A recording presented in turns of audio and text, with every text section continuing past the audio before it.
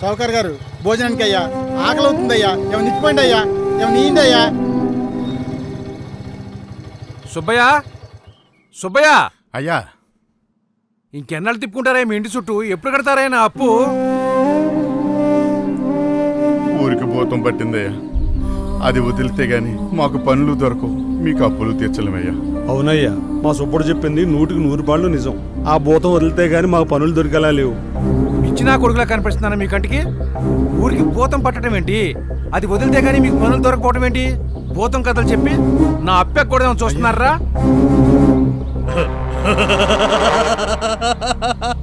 ఏమైంది వాడికి? చెప్పాను కదయ్యా, ఊరికి భూతం పట్టిందని.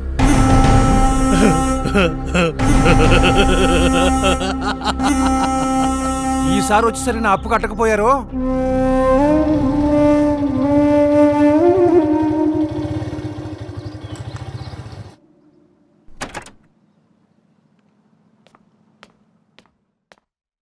వెంకన్నా, వెంకన్నా, దారి నిండా భూతాలు. నేను కాలేజీకి వెళ్ళను.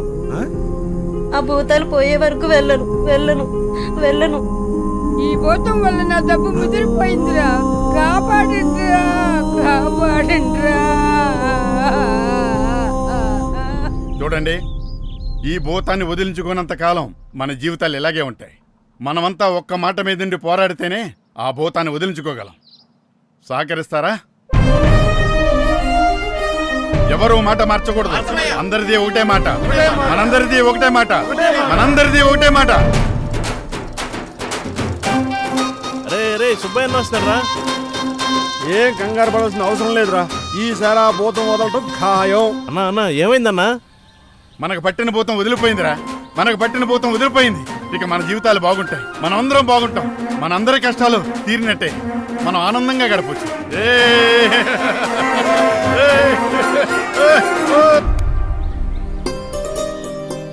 షావుకారు గారు, షావుకారు గారు,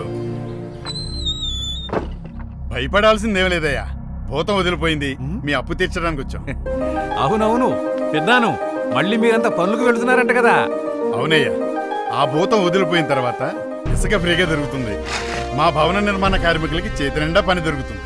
ఆ భూతం వదిలిపోయాక రైతులకి ధాన్యం బకాయిలు కూడా విడుదలయ్యాయ్యా. ఇదిగోండయ్యా మీ బాకీ డబ్బు.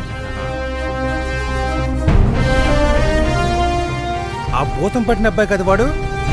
చదివిన చదువులకు ఉద్యోగాలు లేక ఆ భూతం అమ్మే గంజాయిలకు అలవాటు పడ్డ కుర్రాళ్ళయ్యా వాళ్ళు. ఆ భూతంతో పాటు ఈ దరిద్రం కూడా వదిలిపోయింది. మొన్న మెగా డిఎస్సీ పడింది కదయ్యా, దానికి చదువుకుంటున్నారు. దారి నిండా భూతాలోనే కాలేజీకి వెళ్ళడానికి కలవరించింది నీ కూతురు. ఇప్పుడు వెళుతుందా? ఆ భూతాలాట్లో ఇదివరకు ఇట్లా సాగట్లేదయ్యా.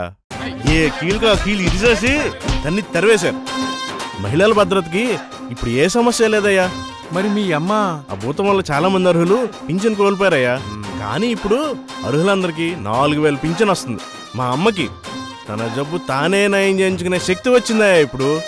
ఆ భూతం ఉన్నన్నాళ్ళు ప్రతివాడు ఆకలికి అలమటించిపోయాడయ్యా. మళ్ళీ అన్నా క్యాంటీన్లు తెరుచుకున్నారు.